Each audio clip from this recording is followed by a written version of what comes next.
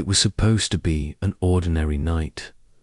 The restaurant buzzed with quiet elegance, silverware clinking against porcelain, the scent of rosemary and slow-roasted lamb floating through the air. Sofía balanced a tray in one hand, her practiced smile lighting up as she glided from table to table, just another face among the staff. But then she saw it. A man poised, confident, clearly someone used to owning the room without needing to speak much, reached across the table for his wine glass. That's when she noticed the ring. It wasn't the diamonds or the craftsmanship that caught her breath. It was the design, a delicate engraving of intertwining olive branches, like the one her mother always wore. Identical. Her hand trembled slightly as she poured the wine. The customer didn't notice, but the seed had been planted. A chill ran down her spine. Her breath caught in her throat. Could it be? She stepped away from the table, her heartbeat thudding louder than the music playing overhead. Her phone buzzed. In her pocket, break time. She didn't think. She dialed her mother, Carmen. She whispered, ducking into the alley behind the restaurant. I just saw a man. He had your ring. Silence on the other end. Just breathing. Then, you must be mistaken. Me, amor. No, I'm not. I know that design. I've stared at it my whole life. Who is mama? Appose. Then Carmen's voice, tight and low. We'll talk when you get home. But Sofía didn't go home. Not yet. Carmen sat on the couch, hands clasped tightly in her lap. Her face was pale. Sofía paced in front of her, still in her black work clothes, the apron string untied and dragging on the floor. Tell me the truth, she said, voice low. Who is he? Carmen sighed. His name is Eduardo. We were young. He was ... everything. But things fell apart. He never knew about you. Sofía's lips parted. He never knew. No. Carmen's voice cracked. I was going to tell him. I wrote him a letter. But by the time I was ready, he had already left the country. He moved on, and I had you, and you never tried again. I was scared, Carmen said simply. Scared of rejection. Scared you'd be taken from me. Sofía looked away, eyes stinging. So I spent my whole life thinking I didn't have a father because of your fear. The room was silent, except for Carmen's breath, ragged and uneven. Then Sofía said quietly, I want to see him. Carmen's head snapped up. No, I need to see him. Eduardo had always dined at the same table on Thursday evenings. Corner seat, back facing the wall, eyes always scanning the room. Sofía waited for the right moment. Then she approached. Excuse me, she said, heart pounding in her ears. I know this is unusual, but I think you might be my father. He blinked, confused, then guarded. I'm sorry, what did you say? Sofía pulled a small photo from her pocket. A younger Carmen, pregnant and smiling. A handwritten note on the back. Eduardo took it slowly. His fingers trembled. His voice cracked. Where did you get this? She's my mother. His eyes darted to the photo, then to Sofía letters. Carmen had a child. Yes, Sofía said. Me. A beat of silence passed. The entire room seemed to still. Eduardo stood, pulling out his phone. Come with me, he said. Now, the door opened. Carmen stood frozen, then turned pale when she saw Eduardo. You told me he left, Sofía said. Carmen swallowed. I thought I was protecting you. You lied, Eduardo said, voice quiet but firm. You let me believe you disappeared. I searched for you for years, Carmen. I was told you had married, that you didn't want anything to do with me. Your cousin sent back the letter I wrote. I thought you believed him." Eduardo's voice rose. "I was young, alone, pregnant. What would you have done? I would have loved you. I would have been there." The words hung in the air like shattered glass. Sofía stepped back, tears streaming down her face.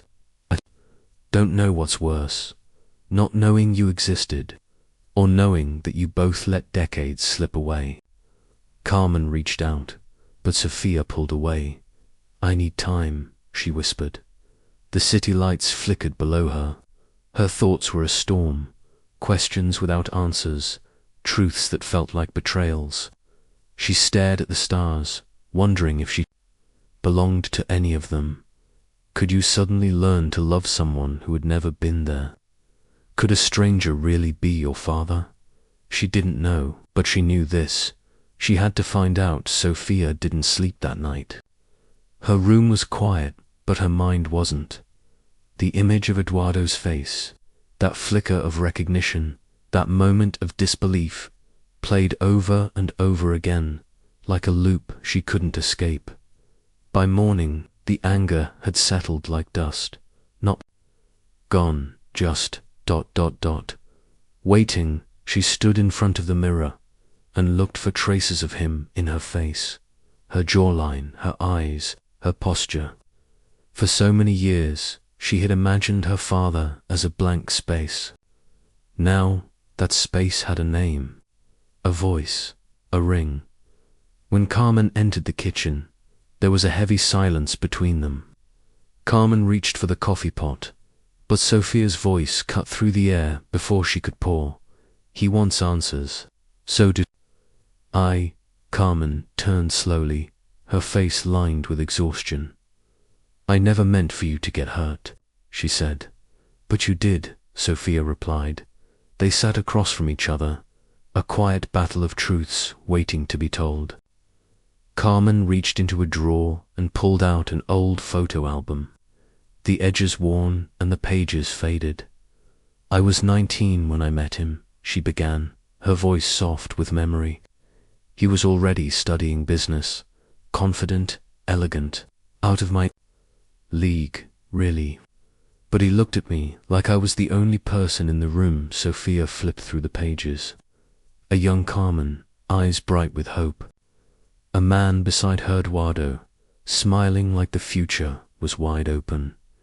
"We fell in love fast," Carmen continued. "Too fast. I got pregnant before we had the chance to think about what came next. When I told his family, ... they told me to disappear." Sofía's eyebrows knit together. "They said Eduardo had left the country, that he didn't want anything to do with me. I wrote him a letter anyway, but it came back unopened, marked return to sender. I thought ... I thought he'd rejected us." A long silence followed. "And you never questioned it?" Sofía asked. "I was scared," Carmen whispered. "I had you. That's all I cared about." It was hard to know what hurt more, the lie Carmen believed, or the life Sofía had missed because of it. Later that day, Sofía met Eduardo at a small cafe on a quiet street near the park. He was already seated, staring at the same photo she had given him the night before. He looked up as she approached. "I didn't know," he said, before she even sat down. "I swear to you, I would never have abandoned her, or you." Sofía sat in silence. "I searched for her," he went on. "I asked my cousin. He told me she moved back to her hometown, that she had met someone else. I never knew she was pregnant, so—" "Everyone lied," Sofía murmured, almost to herself. Eduardo leaned forward. "I'm not asking you to trust me right away. I just want to know you, to be in your life, if you—" That night, Carmen barely slept. She sat in the kitchen long after the lights were out. stirring tea that had long gone cold, listening for the sound of Sofia's steps. But her daughter never came home. By morning, the silence in the apartment was too loud to bear. Carmen walked to the window and looked out toward the street below, hoping, praying for the chance to explain herself again properly. This time Sofía didn't return until late afternoon. She didn't say hello. She simply placed her keys on the table and sat down across from her mother. Carmen's voice was soft. "Did you speak to him again?" Sofía nodded. "He asked me to dinner." Carmen looked startled. "You said yes." "I did." There was a long pause. Carmen folded her hands in front of her, her voice unsteady. "I didn't mean to lie to you, but you did," Sofía replied. Her eyes were tired, her expression unreadable. "You told me my father didn't want to know me, that he left." "I thought I was doing what was best," Carmen said. "I was 20. He was leaving the country. I was scared. And when his cousin told me he had married, that he wasn't coming back, you believed it because it hurt less," Sofía interrupted, "and you never questioned it again. You just erased him from the story." Carmen looked down. Yes. The clock ticked behind them, each second stretching longer than the last. Then Sofía asked the question Carmen had feared most. "Do you know how many nights I stayed up wondering what I'd done wrong to make my father disappear?" Carmen looked up sharply, tears welling in her eyes. "No, me, amor, you didn't do anything wrong." Sofía stood, pacing the room. "I made up stories about him. I imagined he was a pilot, a doctor, dead. I imagined everything except the truth, that he was alive, and I had been kept from him. I never wanted to hurt you, but you did," Sofía said, quietly. "And now I don't know what to do with all of this." There was nothing more to say. Sofía picked up her coat. "I'm going to meet him. I need to hear his side." Carmen didn't try to stop her. That evening, Eduardo waited outside a quiet cafe tucked into a small square just off Gran Via Letters. He wore a navy coat and no tie, his posture stiff, as if trying not to appear too eager. When Sofía arrived, he stood up immediately. "I wasn't sure you'd come," he said. She sat down slowly. "Neither was I," the waiter brought to coffees. They sat in silence for a moment before Eduardo began. "I don't know where to start. I feel like I've missed your whole life. Your first steps, your first day of school, everything." Sofía stirred her coffee without drinking it. "She told me you left." "I didn't leave," he said. "I was offered an opportunity abroad, a position to manage a new hotel in Argentina. I told Carmen I'd be gone a year, maybe 2. I begged her to come with me. She said you vanished," Sofía replied, her tone carefully measured. "I wrote her every month. She never replied. Then one day, a letter came back, marked Return to Sender. It broke me. I thought she wanted nothing to do with me." Sofía's fingers trembled slightly. She placed the spoon down. "So you moved on." "I tried," Eduardo admitted, "but no one ever matched what I had with her. I never married. I kept working, built hotels, built an empire. But there was always something missing. You didn't think to look for her. I did, for years. I even hired someone, but no one could find her." He looked directly into her eyes. "I never imagined she had a daughter, that I had a daughter." Sofía leaned back, folding her arms. "And now that you do," his voice caught, "now, ... I want to know you, if you'll let me." She didn't respond right away. Then, after a pause, she asked, "Why do you still wear that ring?" He looked down at his hand. Because it reminded me of a life I thought I lost. And when you saw me at the restaurant, I thought I was seeing a ghost, Eduardo said. You look so much like her. And then I thought, maybe I hadn't lost everything after all. Sofía blinked rapidly, fighting back a wave of emotion. She wasn't ready to trust him, not yet.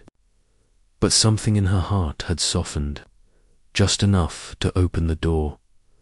When the dinner ended, he stood beside her and said, "If you ever want to talk again, I'll be here." She nodded, then walked off into the night. The next few weeks passed. Slowly, Carmen gave Sofía space, though her eyes followed her daughter every time she left the apartment. Eduardo texted occasionally short messages, gentle questions, an invitation to coffee, a photo from her infancy Carmen had once sent him. Finally, one afternoon, a small package arrived. Sofía opened it on the kitchen table, Carmen watching. Nervously from across the room, inside was a delicate velvet box. She opened it and gasped, "A ring." Not identical to the one Carmen wore, nor to Eduardo's, but similar and uniquely hers.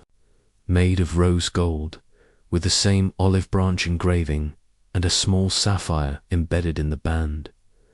There was a note folded underneath. "This belongs to you. It always did." Eduardo Carmen stood, trembling slightly. He had it made.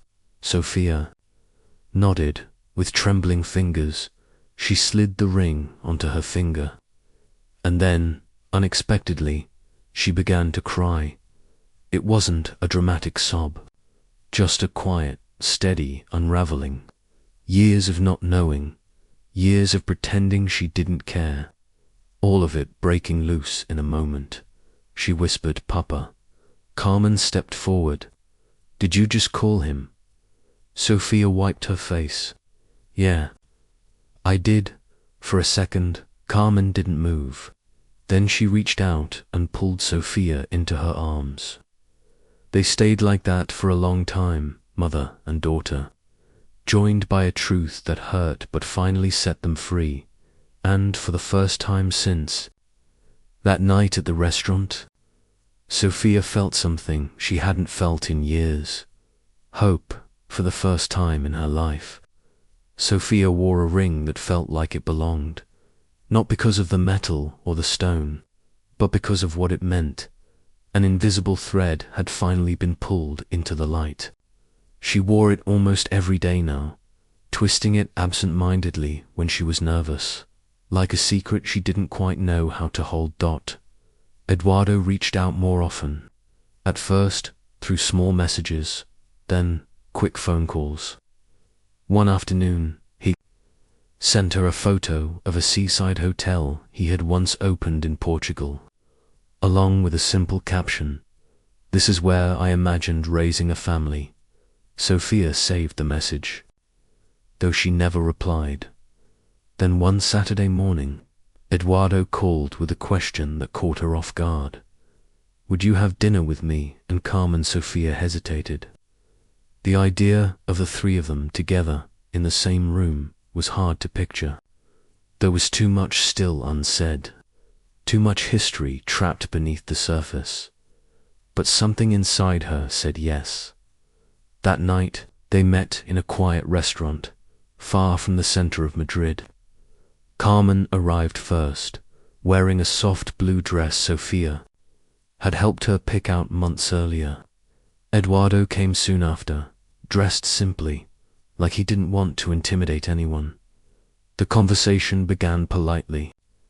Sofía spoke about her classes, her part-time job, the upcoming exams. Carmen asked questions, but avoided eye contact with Eduardo. He, in turn, tried not to push. The three of them danced around the silence like it had weight. Then Eduardo said, "Something unexpected. I was 21 when I met your mother," he said. "She used to bring café con leche to my study sessions. I always hated milk, but I drank it anyway, just to keep her close.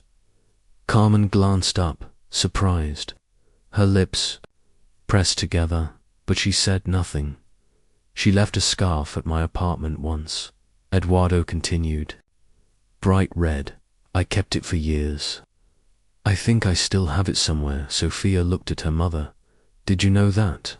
No, Carmen admitted quietly. Sofía set down her fork. Maybe it's time you both talked about what really happened. Not just for me, for yourselves. Carmen's hands trembled slightly as she reached for her glass. I thought you left without a word, she said. I waited for a letter, a phone call. Then your cousin came. He told me you'd married someone in Argentina. He gave me back the letter I had written, said it was better that I moved on. Eduardo's expression darkened. My cousin, ... double quotes, his jaw clenched. He never told me you'd written. Never said anything except that you had returned home and didn't want to be found. I believed him, Carmen said, because I was scared. Because the alternative, that you abandoned me, felt easier than thinking I had been lied to. They sat in silence, the weight of lost time stretching between them. I should have tried harder, Eduardo whispered. Só deveria ter confiado mais. Carmen replied. Sofía looked between them, overwhelmed by the strange tenderness. In their pain, she saw in their faces something she hadn't noticed before. Not just regret, but recognition, like two pieces of a story finally placed side by side. I spent my whole life wondering where I came from, Sofía said, and now I know. I came from a love that was real, but broken. Eduardo reached across the table, resting his hand lightly over Carmen's. We can't change the past, he said, but we don't have to stay trapped in it. Carmen didn't pull away. The days that followed moved slowly, like the start of a new season. Sofía found herself texting Eduardo more often, asking about his travels, his hotels, the decisions that shaped his life. He sent her stories in return about the opening night of his first property, the clients he remembered, the mistakes he made. He told her he saw her in every ambitious young employee he hired. She didn't say it aloud, but she began to feel proud of that. Then one morning, Carmen knocked on Sofía's bedroom door, holding a folder in her hands. I think it's time, she said, that we do more than talk about the past. Inside the folder were applications for a degree in hospitality management, the same field Eduardo had built his career on. I know it's a lot, Carmen said quickly, but if you're interested, Eduardo wants to help. He said he'll cover the tuition. Sofía stared at the forms. Why would he do that? Because he missed everything else, Carmen said. And because he believes in you. Sofía sat with the decision for days. She walked the streets of Madrid, watched the way hotels came alive at dusk with lights and laughter and possibility. She began to wonder if this was a way not only to connect with Eduardo, but to shape a path of her own. 1 week later, she mailed in the application. When Eduardo found out, he called her immediately. I'm proud of you, he said. I haven't done anything yet. Sometimes just deciding to try is the hardest thing, he replied. Carmen, meanwhile, had given notice at the restaurant. After years of night shifts and double shifts, she was ready to start again. She didn't have a plan, only a desire to be closer to her daughter, and cautiously, to the man who had once meant everything. They moved into a small apartment not far from Eduardo's, just 2 blocks apart, but it felt like crossing a lifetime. One night, after dinner in their new home, Eduardo brought a small bottle of wine and 3 glasses. He poured carefully, then lifted his own. 2 second chances, he said. Carmen raised hers. To love that survives time. Sofía smiled softly and lifted her glass last. And two families that find each other when they least expect it. As they drank, the silence between them was no longer heavy, it was full. Afterward, as they stood on the balcony watching the streetlights flicker on, Eduardo turned to Sofía. Letters. I missed everything but if you'll let me, I'd like to be here now. Sofía looked at him, then at the ring on her hand. You're already here, she said, and for the first time in years, Eduardo felt like he was exactly where he was meant to be. The weeks that followed felt different. Not perfect, not easy, but different. There were still moments when Sofía didn't know what to say to Eduardo, and mornings when Carmen stared too long at the coffee cup before speaking, but something was shifting. The silence no longer came from fear or pain. It came from reflection, from trying, from the delicate act of rebuilding something they never imagined they'd have again. One morning, Sofía opened her email and found an acceptance letter from the university. She had been admitted to the hotel management program, her first real step into a future that had always felt closed off. She read it 3 times before it sank in. Later that day, Eduardo invited her for a walk. They met near the Retiro Park, under trees already hinting at the golden edge of autumn. The air was crisp. He didn't say much at first, just matched her pace and kept his hands in his pockets.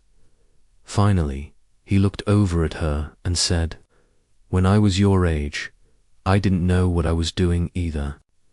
"You seemed like you did," she said. "I was good at pretending." They sat on a bench near the water. A couple rowed by in a small boat, laughing as the oars splashed awkwardly. Eduardo watched them for a moment, then turned back to her. "There's something I want to give you," he said, reaching into his coat. He pulled out a small box. Velvet deep burgundy. Sofía stared at it, unsure whether to open it. "I had it made," Eduardo said softly. "It's not a copy, it's yours, completely, but it carries the same design as mine and your mother's." With trembling fingers, she opened the box. Inside was a ring of rose gold, the same olive branch design wrapped around the band, but in the center was a soft, pale sapphire, cool and clear like moonlight. It was beautiful, quietly so, not flashy, not grand, but full of intention. Sofía didn't speak. She simply stared at it, then slowly slid it onto her finger. "It fits," she said, her voice barely above a whisper. "I wanted you to have something that said, 'You belong,'" Eduardo said. "Not just to us, to yourself. This family is yours too." She didn't mean to cry, but the tears came anyway. She hadn't expected the gesture to hit so deeply. But it wasn't just about the ring. It was about what it represented, being seen, claimed, chosen, not out of obligation, out of love. She wiped her face quickly. "Thank you," she whispered. Eduardo's voice wavered slightly. "You called me Papa once. That meant more to me than you'll ever know." Sofía nodded, still holding back tears. "I think I meant it." Later that evening, she returned home and sat beside Carmen on the couch. Without saying anything, she held out her hand. Carmen gasped softly at the sight of the ring. "He had it made for you." Sofía nodded. Carmen reached out and adjusted the way it sat on her daughter's finger, just like she used to fix her bracelets when she was little. "You look beautiful," Carmen said. "I didn't think I'd ever feel like part of something," Sofía replied. Carmen wrapped an arm around her and held her close. "You always were." Time passed. Sofía threw herself into her studies. Eduardo helped her review for exams, breaking down the business side of hospitality into lessons filled with anecdotes and mistakes he'd learnt the hard way. Carmen supported quietly from the background, packing lunches, offering a place to cry when the stress of deadlines grew too heavy. The three of them began to function like a family, not always smoothly, but with a kind of steady, growing rhythm. Sofía found herself laughing more. She started spending weekends with Eduardo, shadowing managers in his hotels. He introduced her as my daughter without hesitation. The first time he said it, her heart had clenched in disbelief. The second time, it made her smile. By the third, it felt right one evening. After a long day of classes and hotel work, Sofía came home to find Carmen in the kitchen making arroz con leche. The scent wrapped around her like childhood. "What's the occasion?" she asked, setting down her bag. "I just thought we needed something sweet tonight." Sofía sat at the table and watched her mother stir the pot. The light over the stove cast a golden glow across the kitchen. "Do you ever think about how everything changed?" she asked. Carmen didn't look up. "Every day. And are you scared it might disappear again?" Carmen turned to her. Then, spoon in hand, eyes gentle. "Yes, but I'm more scared of never trying. We've lost too much already." Sofía leaned her head against her hand. "I still don't know how to be a daughter." "You're doing just fine," Carmen said, setting down 2 bowls. Later, Eduardo joined them. They ate in the small kitchen, shoulder to shoulder, stories passing around the table like shared breath. For the first time, laughter filled the room without effort.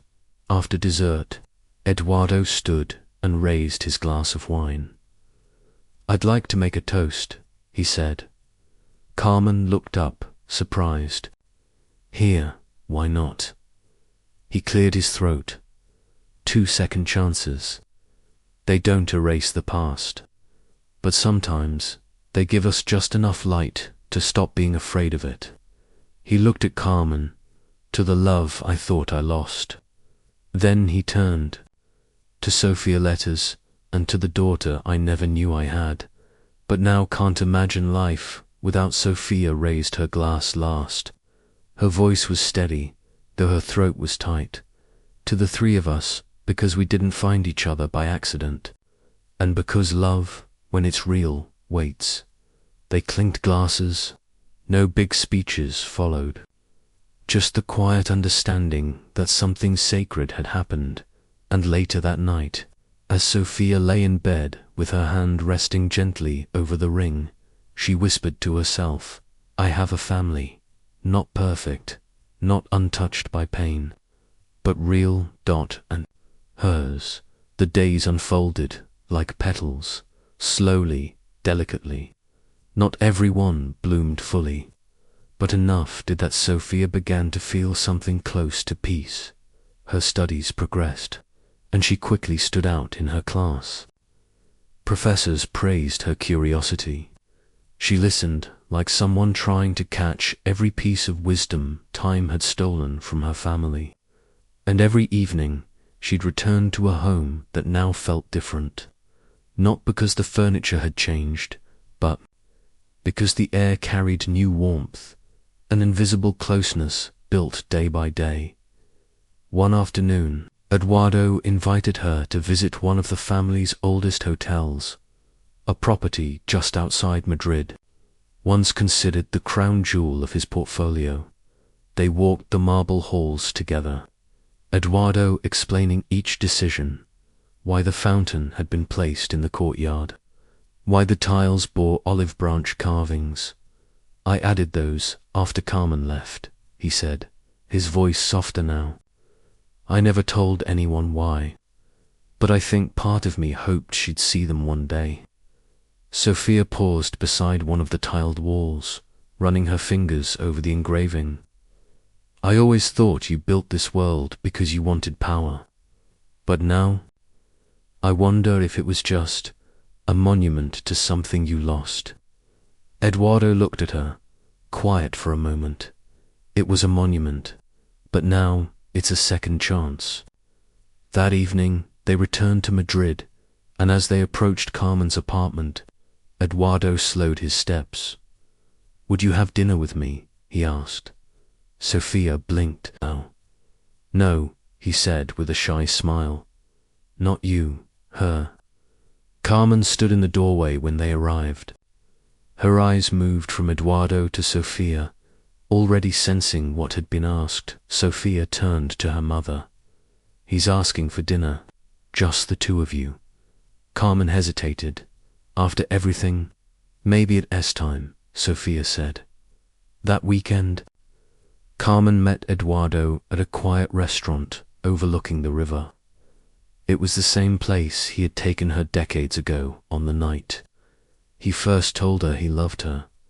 He remembered everything, the color of the dress she wore, the wine they shared, even the joke she made about the menu being too fancy for someone who used to eat cereal for dinner. She hadn't expected to feel anything, but as she sat across from him now, older and weathered, she saw something familiar in his face. Not the man he had been, but the boy who had once held her hand like it was fragile and holy. "I was angry with you," she said softly. "For so long, even when I thought you'd left me, I stayed angry." "I understand," he said, "but I never stopped loving you." Carmen looked down at her hands. "We've changed," Eduardo nodded. "We have, but the way I feel when I see you hasn't." There was a pause. Then she reached across the table, letting her hand rest gently on his. "I think we owe it to her," she said, "to see if we can begin again." It was not a reunion filled with declarations or drama. It was quieter than that.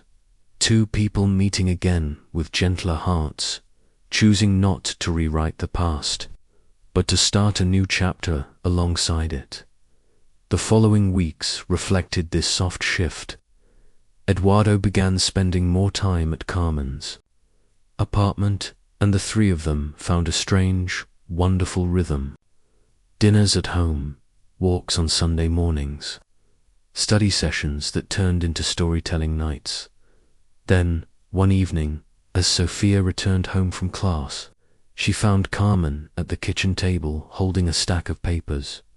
"I've been thinking," her mother said, "about doing more with my time." Sofía leaned against the counter. "Like what?" "I want to start something. Something that helps women who went through what I went through. Mothers, daughters, people who lost their families, or were told to give them up." Sofía slowly sat down beside her. Eduardo arrived a few minutes later, having brought takeout. When he heard Carmen's idea, he smiled. "Funny," he said. "I've been thinking about stepping back. Not from everything, just from the race." He set down the bags and pulled a folder from his coat. Inside were documents, a plan to transfer most of his hotel holdings to a charitable foundation. "I'd keep just two," he explained. "One for the income and one for the legacy. The rest, I want them to mean something beyond profit." Sofía stared at the folder. "You'd really do that?" "I already am." He looked at Carmen. "I want you to run it." The silence that followed wasn't hesitation. It was awe. "I've never done anything like that," Carmen said. "You've lived it," Eduardo replied.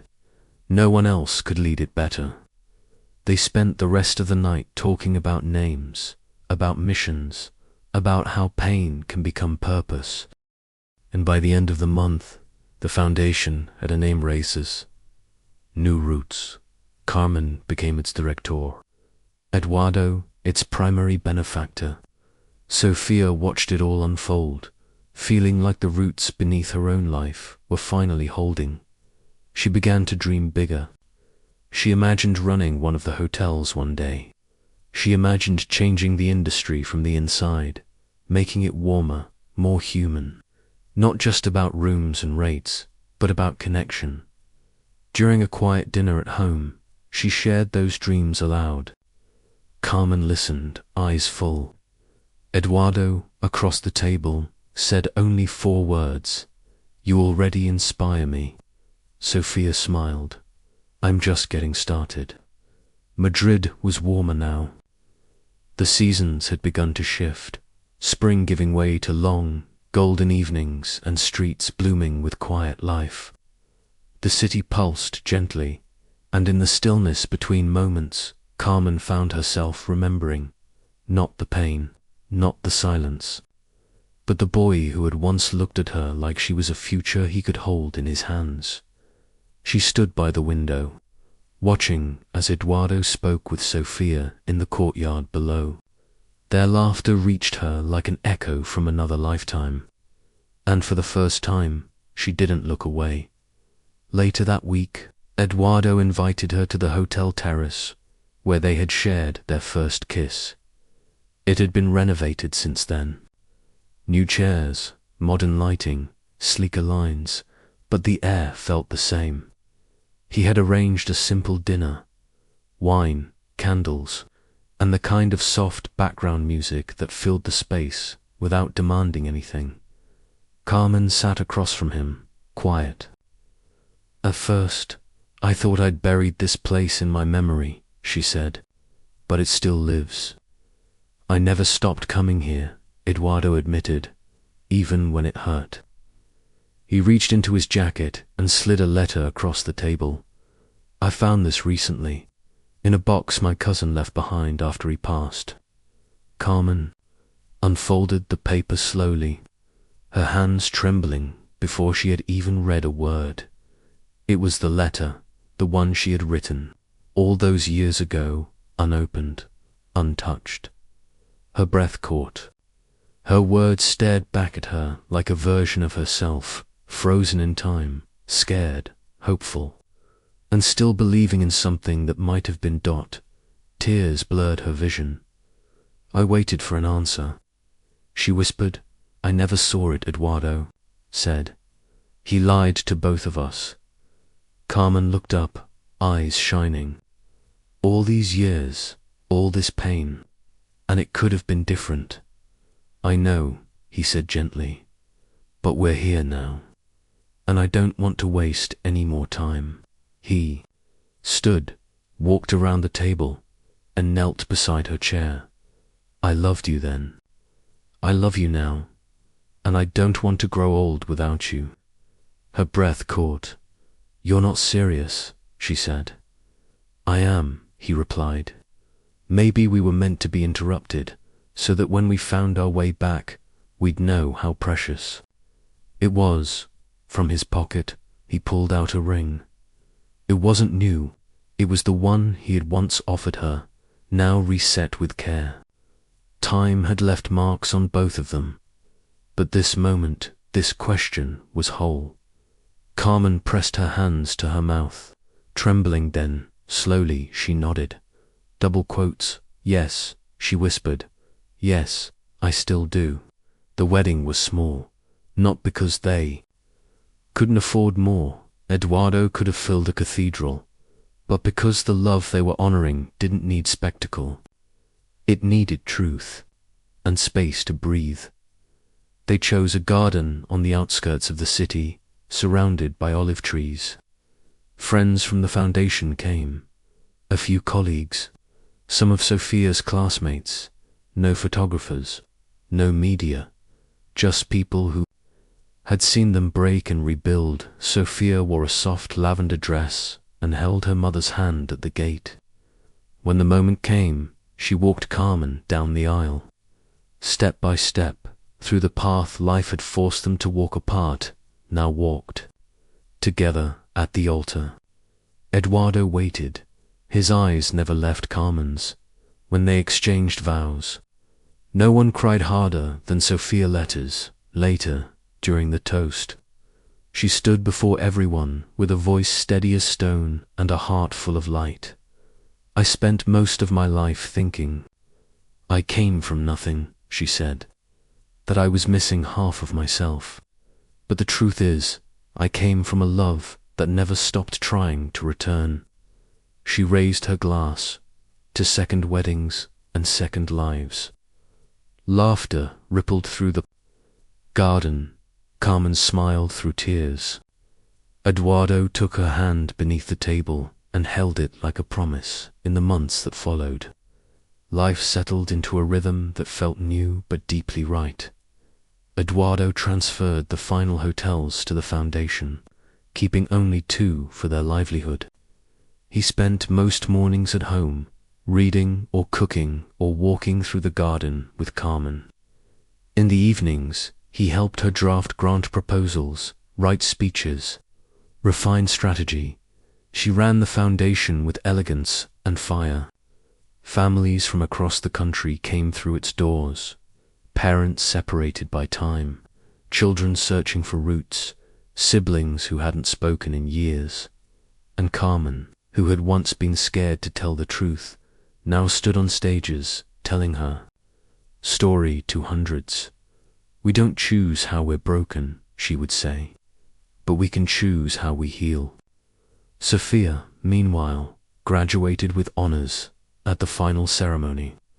Her name was called, and the applause echoed across the courtyard like thunder. Eduardo clapped the loudest, Carmen cried the hardest. And when Sofía stood on stage, she didn't speak about grades or goals. She said, "I come from love." And that was all she needed to say. Shortly after graduation, she took over the management of one of the remaining hotels. Not as a gift, but as a challenge. She ran it with sharp instincts and quiet compassion.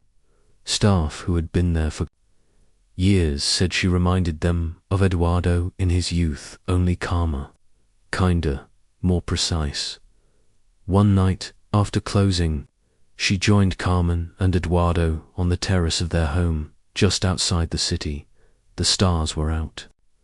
The air smelled like jasmine and summer.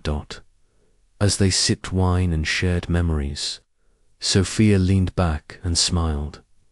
"You know what's strange?" she said. Carmen raised an eyebrow. "Strange." Sofía nodded.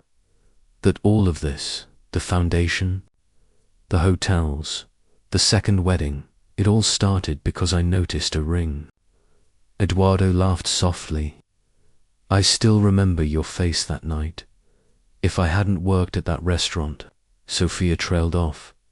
"If I hadn't worn that ring," Eduardo added. "If I hadn't kept mine," Carmen finished. They fell into quiet laughter. Then Eduardo reached across the table and took both their hands. "Maybe destiny isn't about miracles," he said. "Maybe it's about the moments we don't realize are leading us back."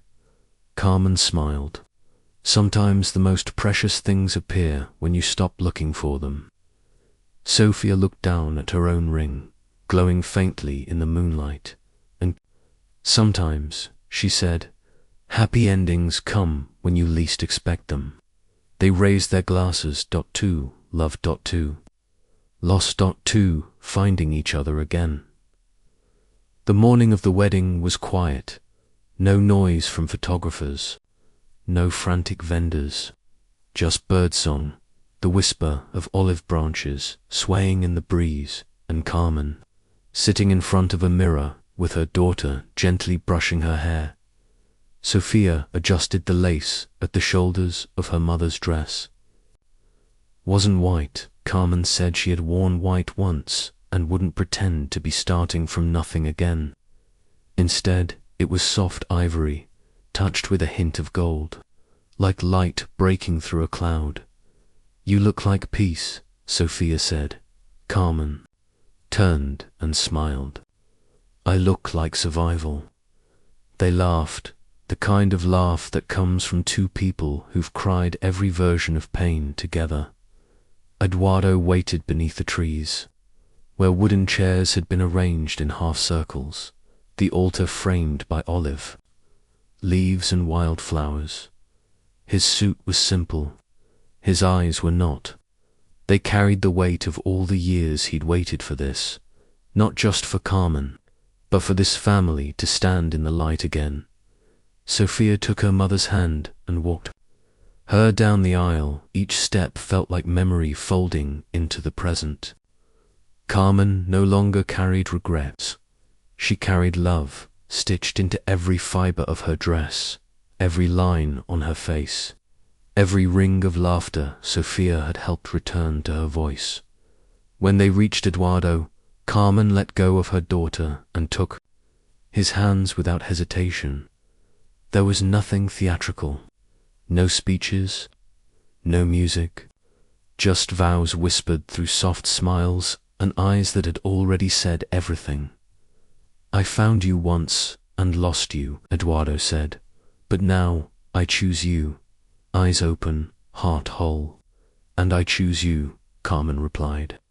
"Not as the boy I loved, but as the man who found his way back to us."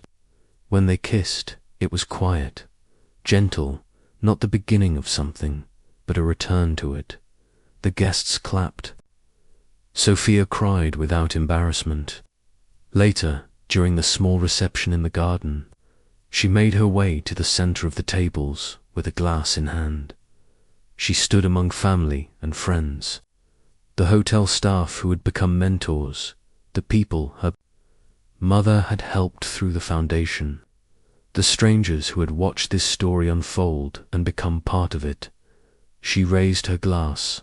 3 years ago, she said, "I didn't know I had a father.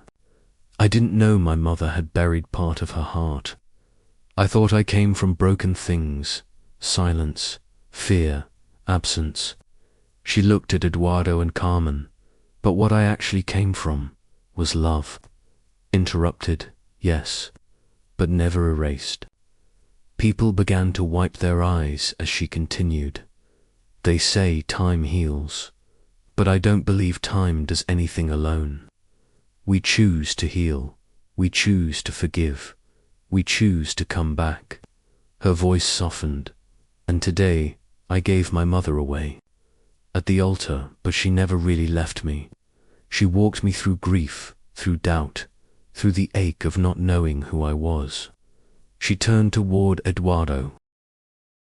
"And you, Papa, you didn't take my life, but you gave me back my history, my future, and the courage to belong." She raised her glass high. 2-second weddings, 2-second chances, and to the first time a family gets it right. Glasses clinked all around.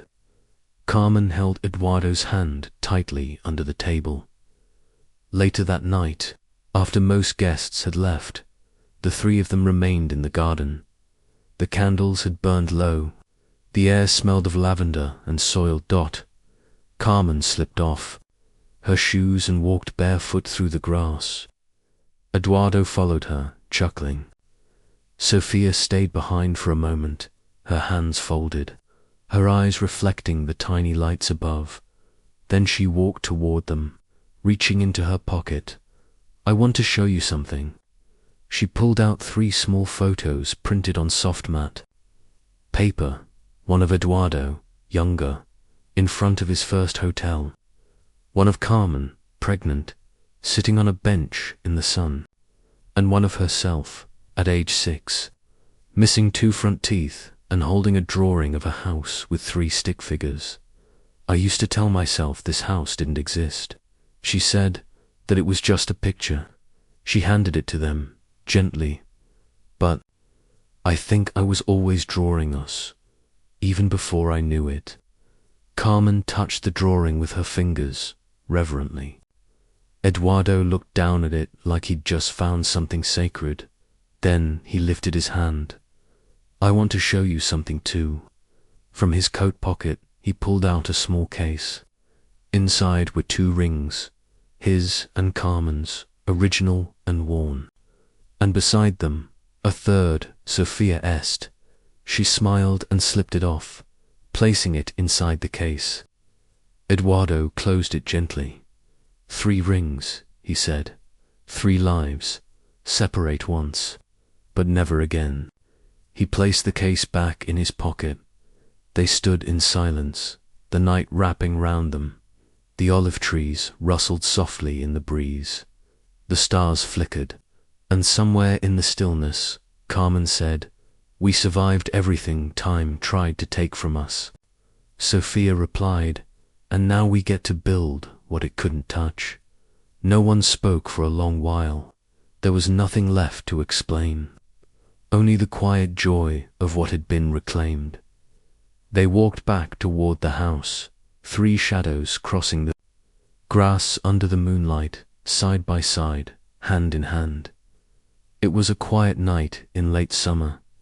They sat on the terrace of Eduardo and Carmen's house, just outside Madrid, where the city lights were distant enough to let the stars speak.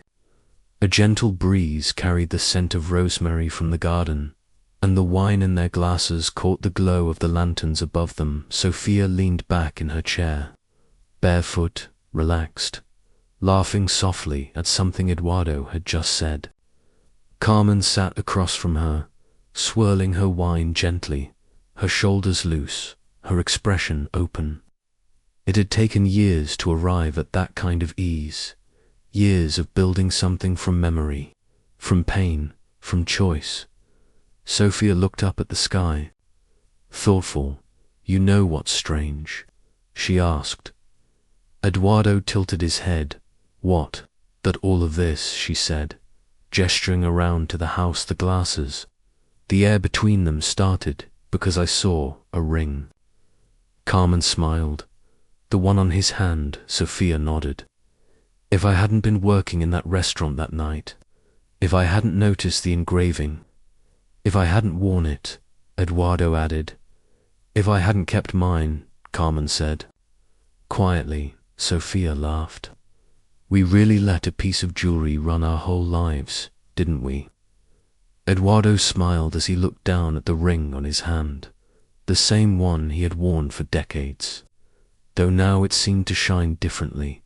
"Sometimes," he said, "it's not the object, it's what it carries.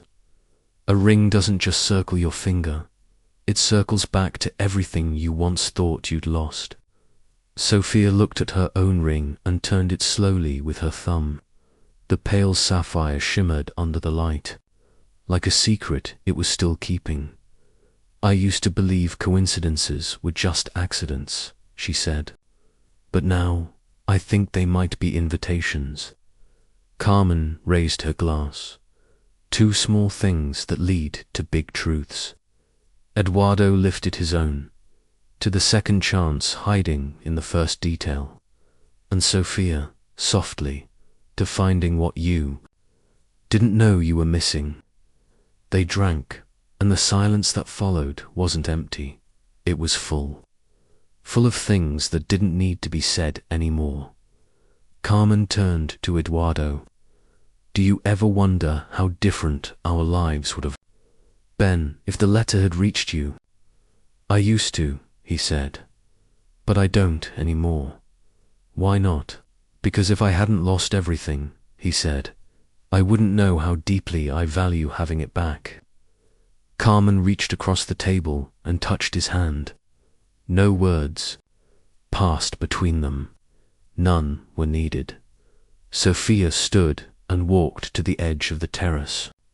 The hills beyond were dark and quiet, but she could imagine the city pulsing just beyond, filled with lives that might one day collide in some unexpected way through a glance, a mistake, a detail that refuses to be ignored. She turned back to her parents. "Do you think everyone gets this chance?" she asked. Carmen responded first. "No, but I think more people could if they weren't so afraid to try." Eduardo added, "Or to forgive." Sofía smiled. "Then maybe that's what we're here for, not just to have this, but to show others it's possible." They sat in that thought for a while, each of them turning it over in silence.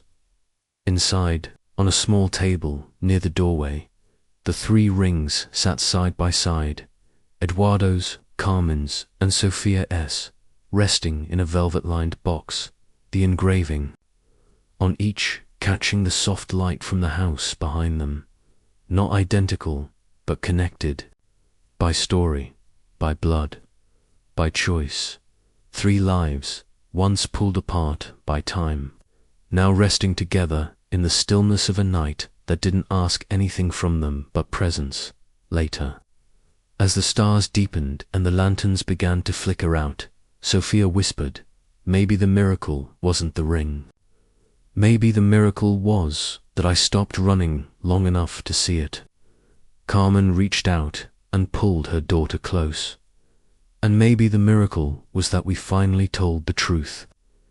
Eduardo wrapped his arms around them both. "Or maybe," he said, "the miracle is just this, being here, together, after everything." And they stayed like that, in a circle of arms and memory and forgiveness, long after the night had turned quiet. No more searching, no more pretending, just 3 hearts, once scattered, beating again in the same rhythm, together at last.